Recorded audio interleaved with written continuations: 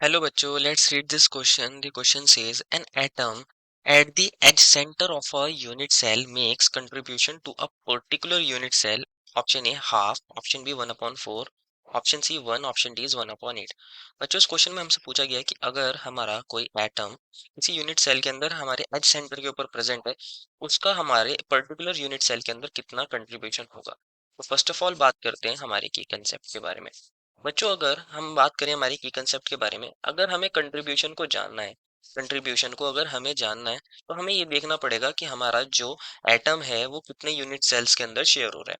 हमारा एटम की शेयरिंग देखनी पड़ेगी, कितने यूनिट सेल के अंदर वो शेयर हो रहा है, कितने यूनिट सेल के अंदर वो शेयर हो रहा है। जितने यूनिट सेल के अंदर वो शेयर हो रहा होगा उसके कोरस्पॉन्डिंग हम बता सकते हैं कि हमारा पर यूनिट सेल के अंदर, एक यूनिट सेल के अंदर, एक पर्टिकुलर यूनिट सेल के अंदर कितना कंट्रीब्यूशन होगा। तो this is the key concept. समझते हैं इस चीज का क्या मतलब है। तो देखते हैं बच्चों, हमें कंट्रीब्यूशन देखना है, हमारे एटम का कंट्रीब्यूशन ऑफ एटम देखना है। देखते हैं कैसे होगा। मान लीजिए मेरे पास कोई यूनिट सेल है और इसके अंदर हमारे पास ये जो एजेस होती हैं बच्चों, टोटल 12 एजेस होती हैं। तो अब हमें चेक करना है कि हमारे पास हमारा कोई एटम अगर एज सेंटर पर प्रेजेंट है, तो मान लीजिए इस एज पर ये एक एटम प्रेजेंट है, इस एज पर ये एक एटम प्रेजेंट है। तो अब हमें चेक करना है कि ये कितने हमारे यूनिट सेल्स के अंदर शेयर हो रहा होगा, तो उसके कोरस्पॉन्डिंग हम बता सकते हैं तो एक यूनिट सेल के अंदर इसका कितना कंट्रीब्यूशन रहा होगा। अगर आप इसको ध्यान से देखोगे बच्चों, एक तो हमारी ये इसी यूनिट सेल के अंदर शेयर हो रहा है, एक तो इसी वाली यूनिट सेल के अंदर शेयर हो रहा है। एक यूनिट सेल बच्चों इस यूनिट सेल के पीछे भी होगा, एक यूनिट सेल इस यूनिट सेल के पीछे भी होगा।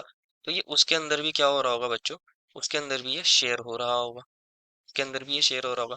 एक यूनिट सेल बच्चों इसके ऊपर भी होगा, एक यूनिट सेल इसके ऊपर भी होगा। तो ये उसके अंदर भी यहाँ पे शेयर हो रहा होगा।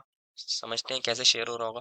एक यूनिट सेल ये होगा इस वाली यूनिट सेल के ऊपर, और एक यूनिट सेल बच्चों इस वाली यूनिट सेल के ऊपर होगा। तो ये उसके अंदर भी तो शेयर हो रहा होगा। तो अगर आप ध्यान से इसको देखोगे, इस चीज को समझने की कोशिश करोगे बच्चों, ये वाला एटम हमारा इस नीचे वाले यूनिट सेल के अंदर भी शेयर हो रहा है 1, और हमारे ये जो पीछे यूनिट सेल जा रहा है इसके अंदर भी शेयर हो रहा है 2। इसी तरह ये ऊपर वाले यूनिट सेल के अंदर भी शेयर हो रहा है 3, और इस वाले यूनिट सेल के अंदर भी शेयर हो रहा है 4। तो टोटल ये 4 यूनिट सेल्स के अंदर शेयर हो रहा है। कितने यूनिट सेल्स के अंदर शेयर हो रहा है? 4 यूनिट सेल्स। तो हम ऐसा कह सकते हैं कि 4 unit cells, 4 unit cells has one atom, one atom at. अगर हमारे पास 4 यूनिट सेल है तो वो क्या कर रहा है, has one atom at edge, या बोल सकते हैं share one atom at edge. हम ऐसे लिख सकते हैं हमारे पास 4 unit cells share one atom at edge. तो हमारे पास 1 यूनिट सेल के अंदर कितना शेयर आएगा?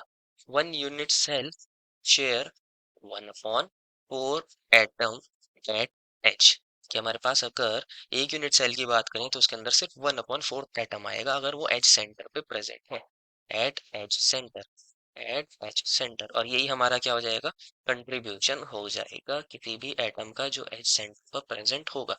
और यही हमसे पूछा गया था।